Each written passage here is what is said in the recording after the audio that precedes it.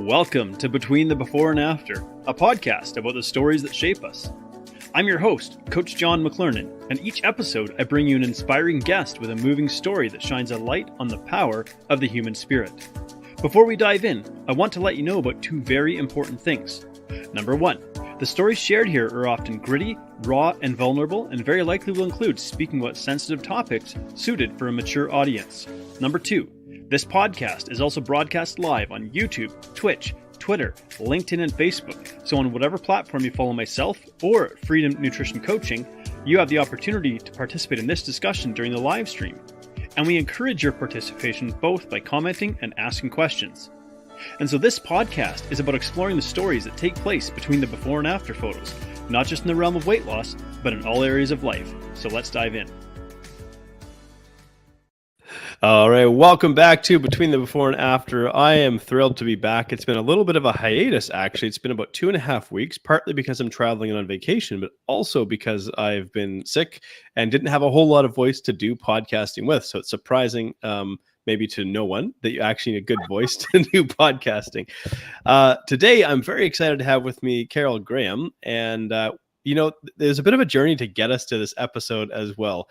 This is about the fifth date that we actually set to record, and we had to reschedule a number of times. I think a couple of times because I was sick, one because of my flight time got changed, and I can't remember the other one. So, but it's been quite an effort just to get to this interview. So I'm very delighted to be able to have this conversation and welcome you to the show, Carol. And maybe you could just give people a little bit of background in terms of what you're doing presently, and then we're going to dive into your very remarkable story that has many twists and turns to it. All right, absolutely. And John, this is going to be awesome. I really appreciate finally getting on your show, and I look forward to, I've listened to some of the other ones that you have, and I look forward to be one of your guests. So thank you. Yes, I am an author, a podcaster, a YouTuber, a motivational speaker, and a dog rescuer of over 30 dogs. Wow, over 30. And not only that, you're also a mother and a grandmother. So it's pretty impressive it's pretty impressive to have that as a resume. Lots of people your age might just be relaxed. I say your age, I actually don't know your age, but I'm guessing if your grandmother, when you were first growing up, you didn't necessarily have the internet. And so to be this tech savvy at this stage in life is pretty remarkable as well. We just celebrated our 50th wedding anniversary. And wow. I started everything, including writing, etc., when I was 67. So okay. Let that be an encouragement to anyone who has a book in them or a story in them that they want to share, that it is never too late. And all it's done is grown. And so it's exciting, and don't let anybody stop you if you have that.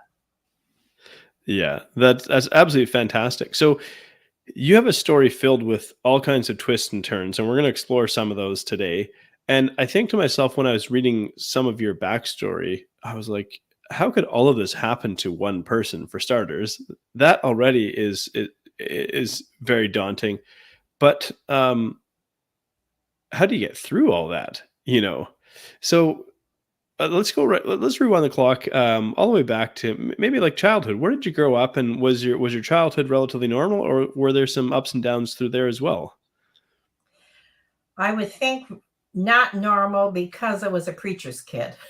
Okay, fair enough. So that means you are, in the forefront and on camera all the time, basically. My mother was extremely sick when I was born, and she died when I was a teenager. So that made me grow up very quickly as well. And that probably is what started a lot of, my journey as wanting to share with people my story, because it was unusual, like I said, even as a teenager, to have lost her mom and have a lot of the responsibilities in the home fallen on my shoulders. But have you got siblings, and if so, where do you fall among your siblings? I was the youngest, and so everybody was 10 years after everybody left home. Okay. So I was basically an only kid. Fair enough. Yeah. So, and where were you growing up? Detroit, Michigan. Okay. Yeah. So, to go through a tragedy like that, like losing your mom when you're still a teenager, and then kind of carrying on with life in a sense. What was it like? Maybe like when it comes time to go back to school and just speak to people, talk to your friends. How do you navigate that as like a teenager? Well, you know what I found interesting, and I've often, as I said in the beginning, I'm a writer, so you look at many different aspects, what the emotions you go through and etc. But I don't know about now, but back then, if you lost a parent, you had a disease, like there was something wrong with you. People avoided you. And I think that Mm. that is a lot of because they don't know what to say. And Yeah, that's very yeah, true now as well. And so I do counsel people a lot in this area that if you don't know what to say, don't say anything. Give them a hug. yeah. Just Just be be with them. present. Be absolutely. So that's something that you and talk about the person that has Yeah, died. And I still do that. If I hear about somebody who, has lost a spouse or whatever, they want to talk about them. It's yeah, yeah, we don't necessarily want to hear it because we get a little nervous. We might say the wrong thing. You can't say the wrong thing. Tell us a yeah, funny story about them or whatever, and I also just encourage you to be present if yeah. somebody Keep does the lose memory alive. somebody. That's right. That's Yeah, right. uh, Exactly.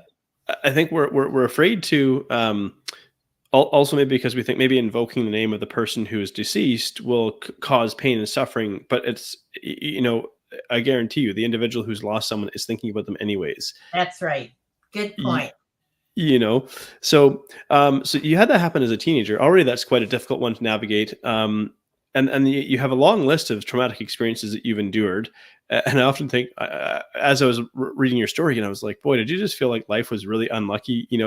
Um, so preacher's kid, what was the first sort of major after losing your mom, the sort of first major traumatic experience you went through? Was this still as a teenager, or was this going into your 20s? Well, I married when I was 18, Okay. and my mother had died 3 months after. So Okay. I was actually married. I wasn't in school, but I was actually married when she did die. And I think I married because I wanted to just get away from the pain. And my husband was abusive, and so there are 12 chapters in my book, and each chapter is a trauma. But Okay. it's written as a novel, so it's a definite page turner because you wanna make sure I survive to the next chapter, is what it comes down to. So it's written as a fast-paced story, as a novel, and I start the story with my husband being arrested. So and then I kinda go back from there.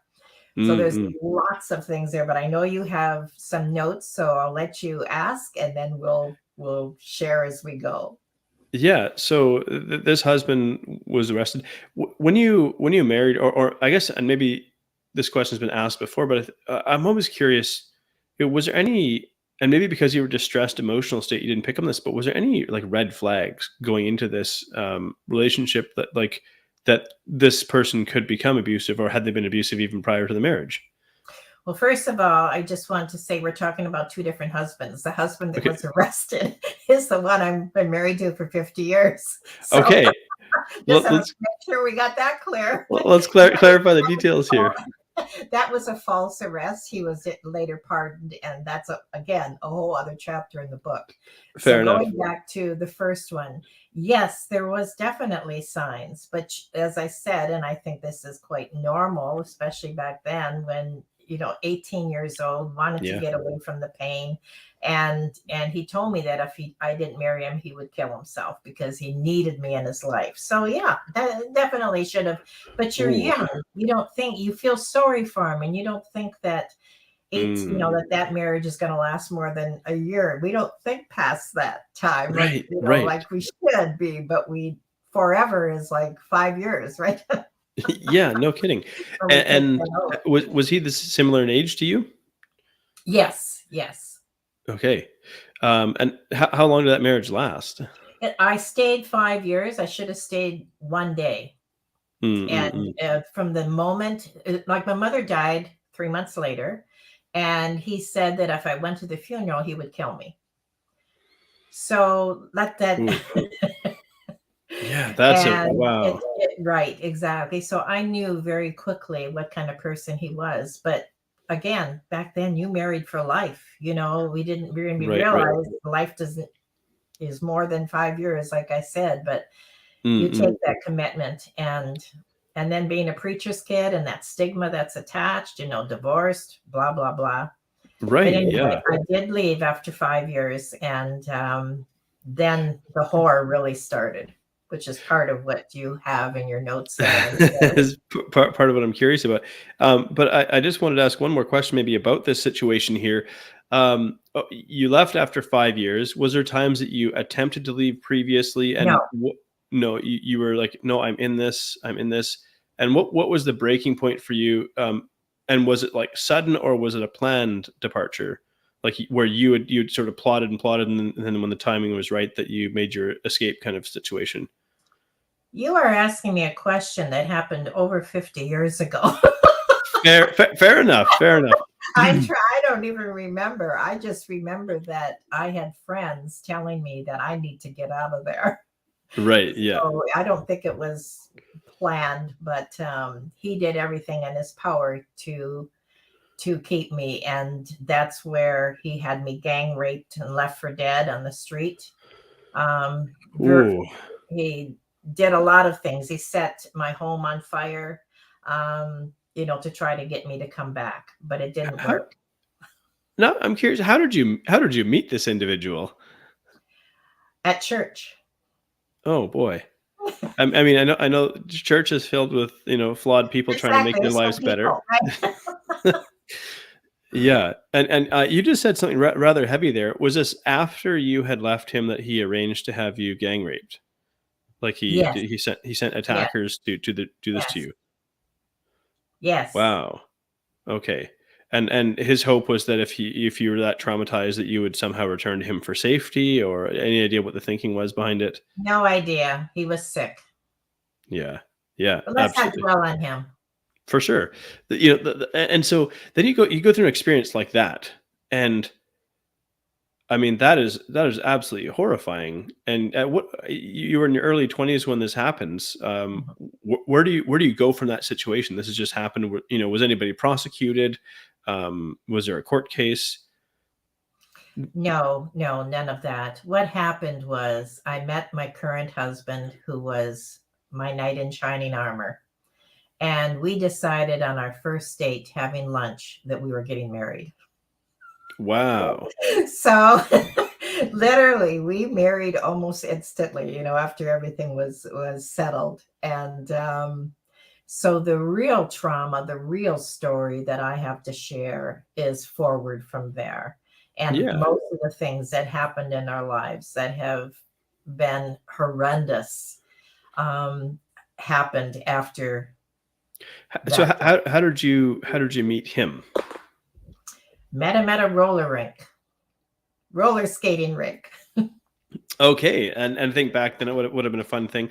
And what first attracted him to you, or you to him? What was the first inkling? You meet this man and you think, okay, there's something different here.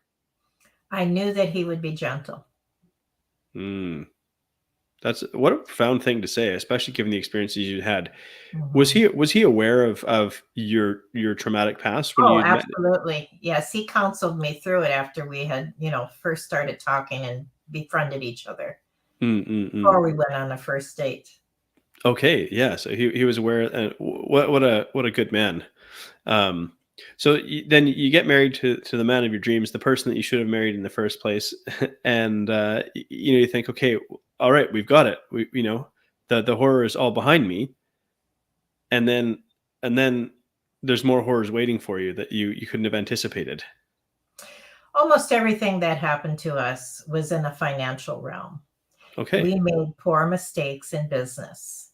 okay, And this, it just mushroomed. There was basically 40 years of the 50 that we've been married that we really struggled with horrendous things happening, one on top of another, that we didn't necessarily create. Like, for example, we went into business with a couple, and after we were going to build a jewelry store for them. My husband's a Mm, gemstone buyer, and we had a jewelry business. And this couple approached him and asked him if we knew them, mhm, asked mhm, if he would help them, open a jewelry store, etc.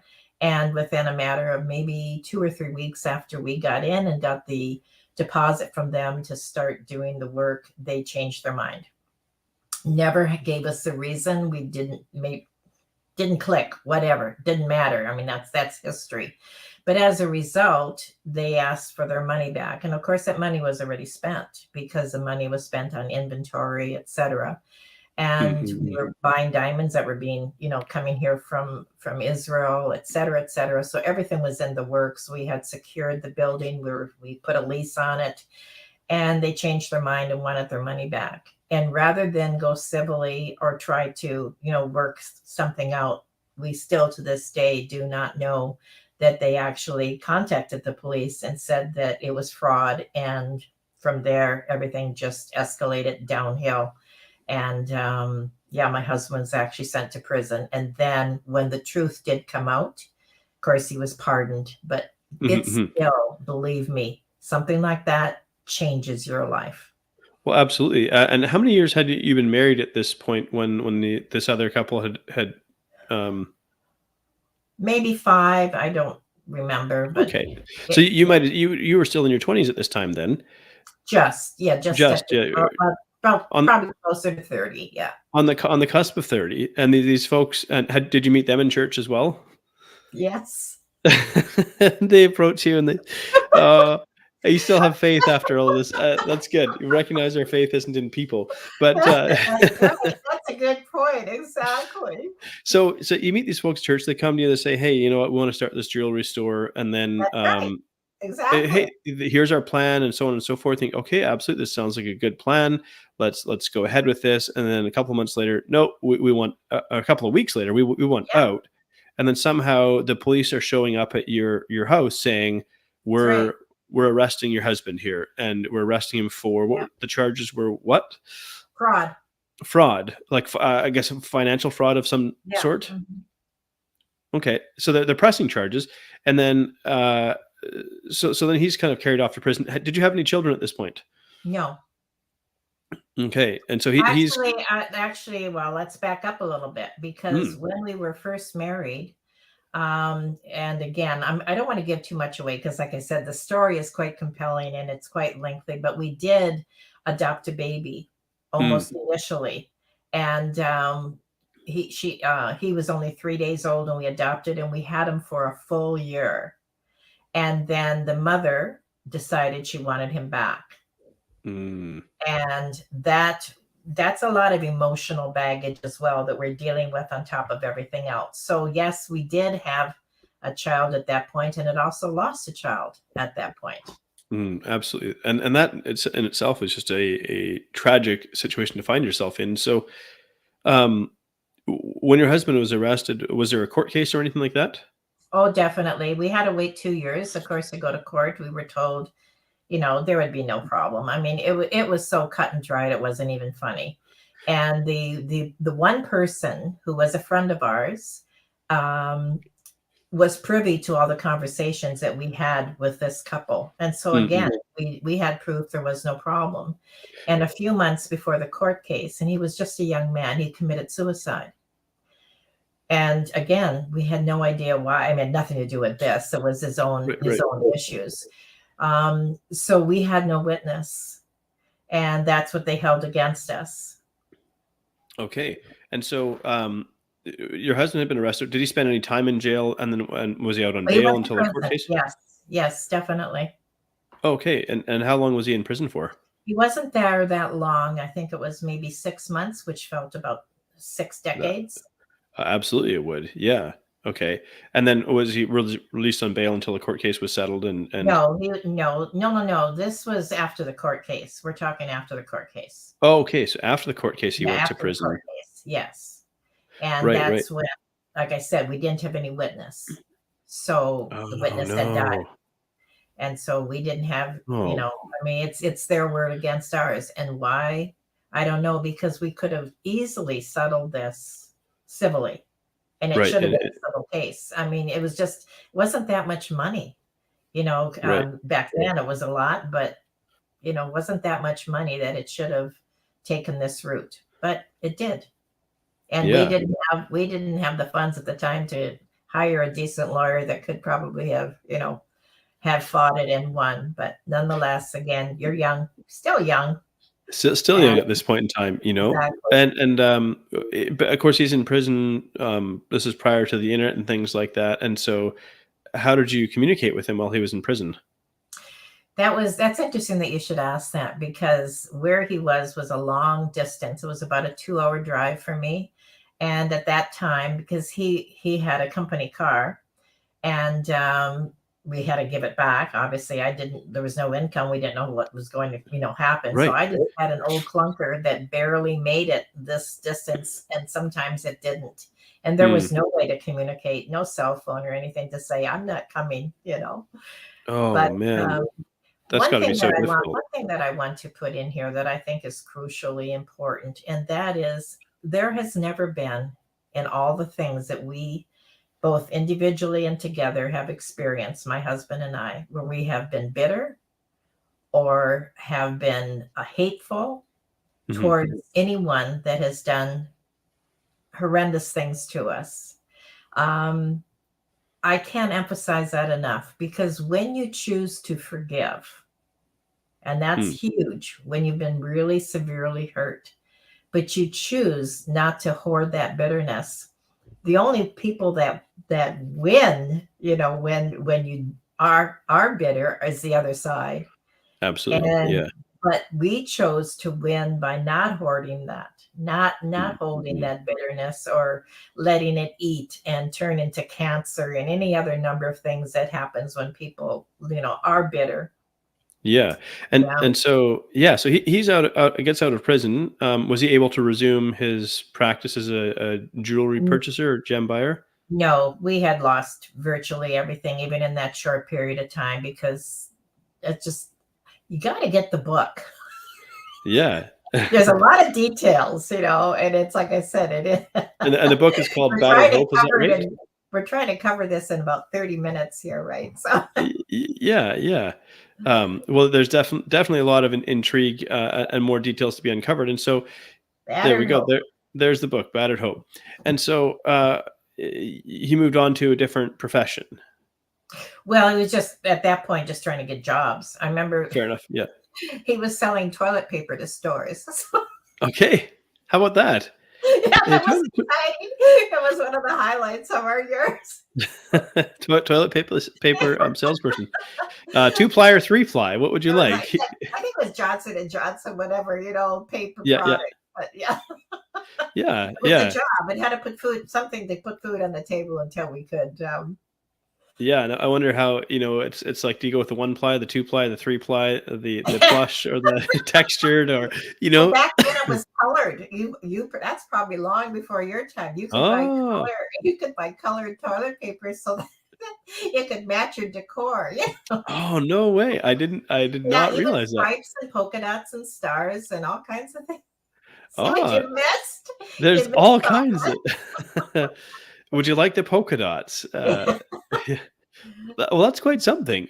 So, he sells toilet paper. How many years was he in that profession? Oh, just a couple months, Oh, just a like, couple months. Okay. yeah.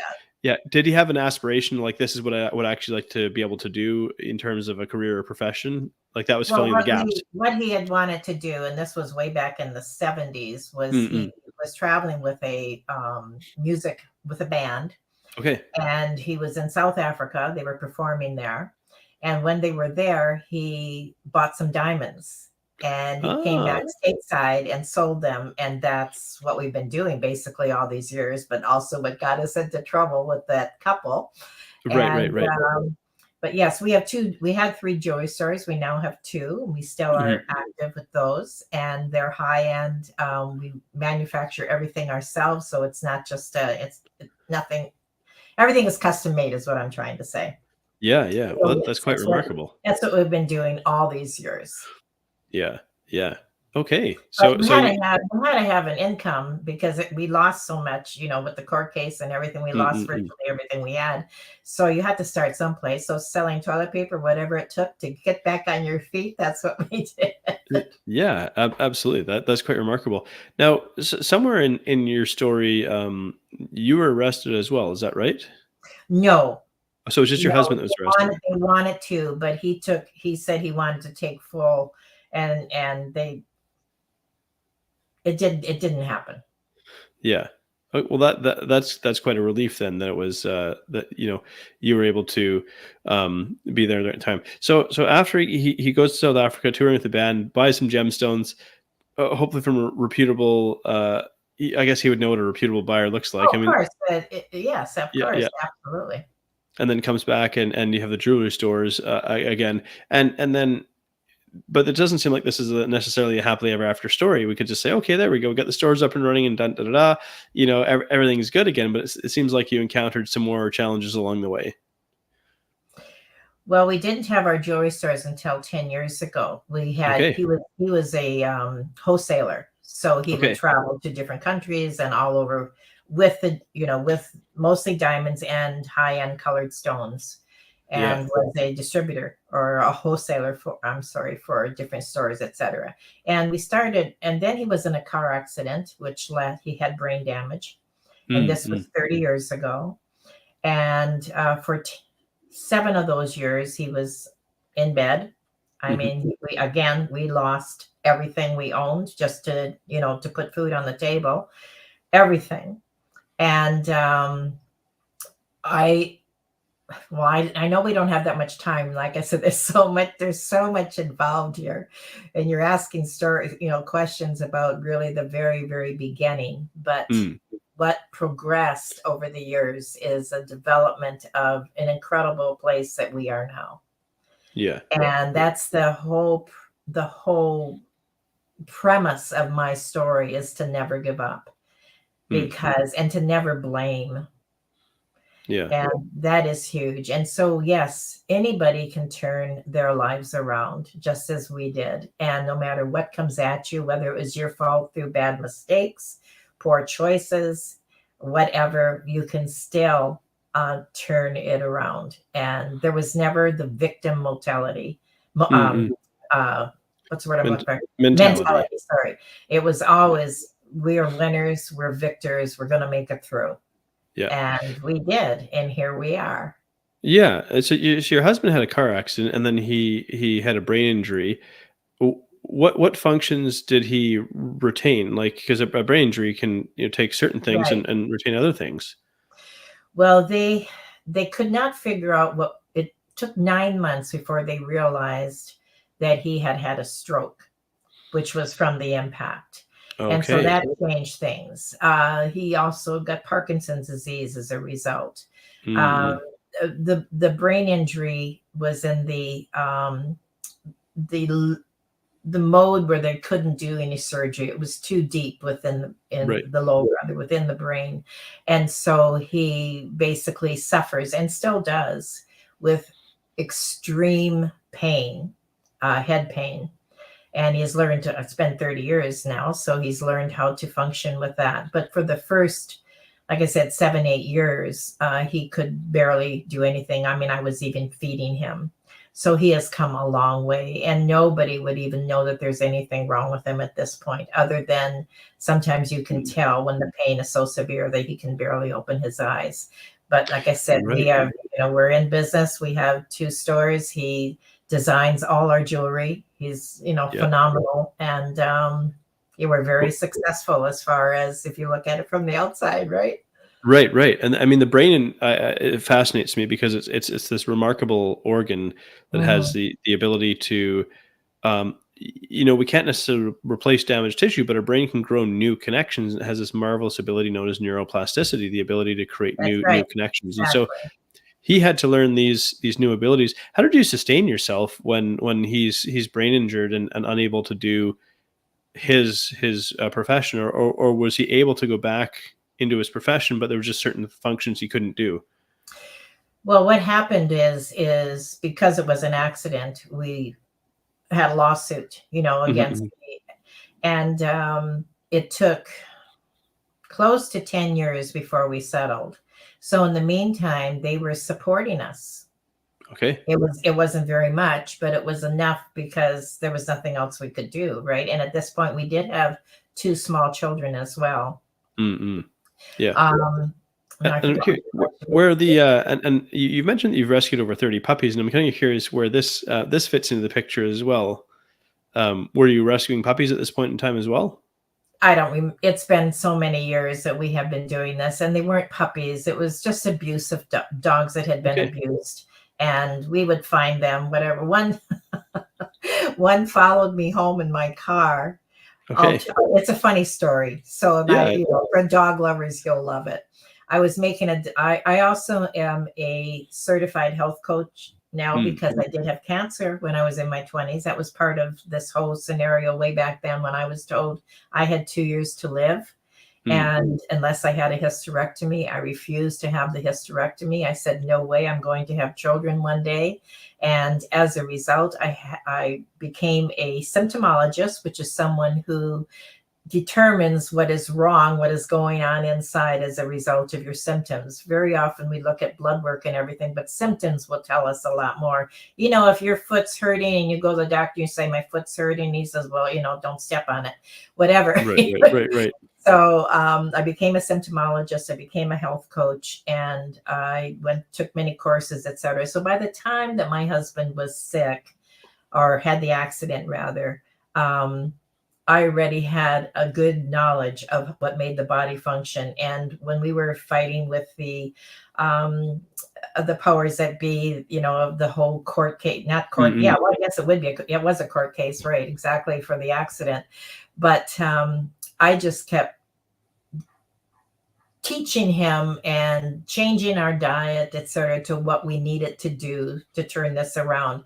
And when we did turn it around, like I said, it took a few years, but when we did Mm-mm. turn it around, other than the head pain that he has, everything else has come back. Everything, the Mm. immobility, everything, and the clarity of thinking, everything. So now I'm jumping ahead here, and I don't recall the question you had asked.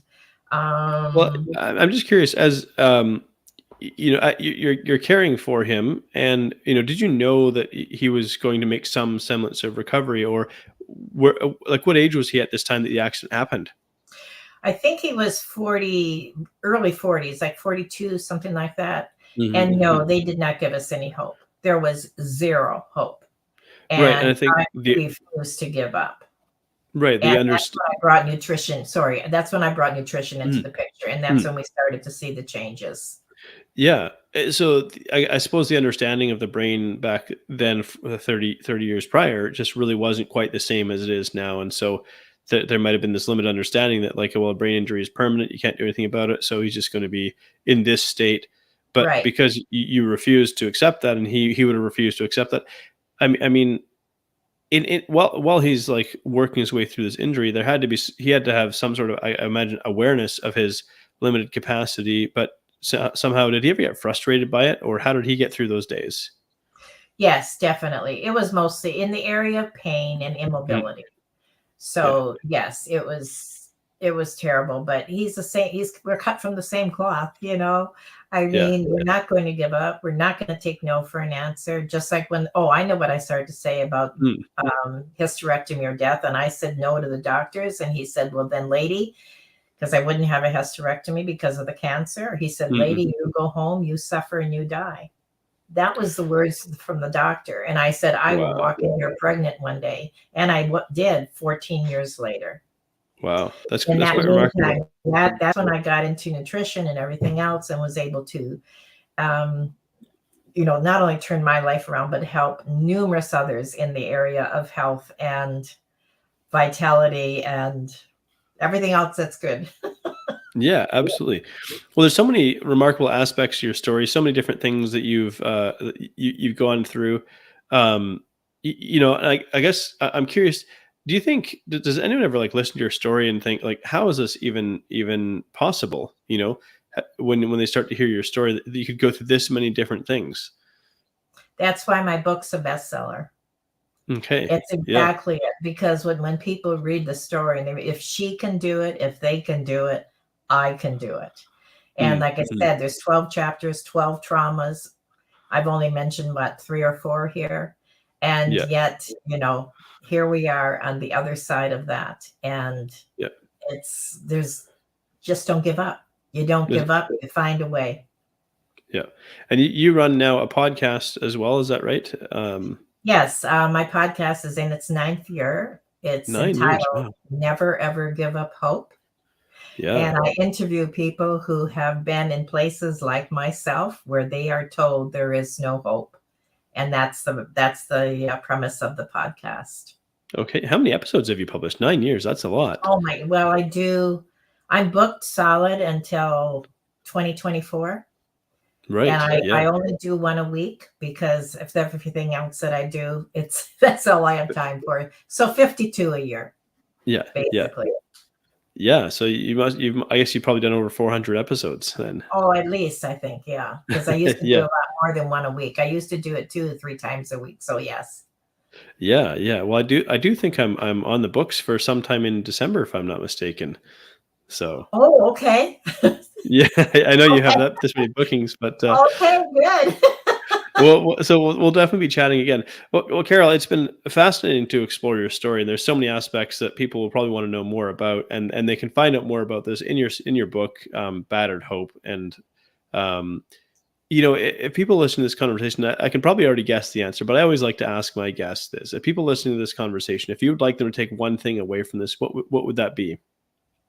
Never, ever give up hope.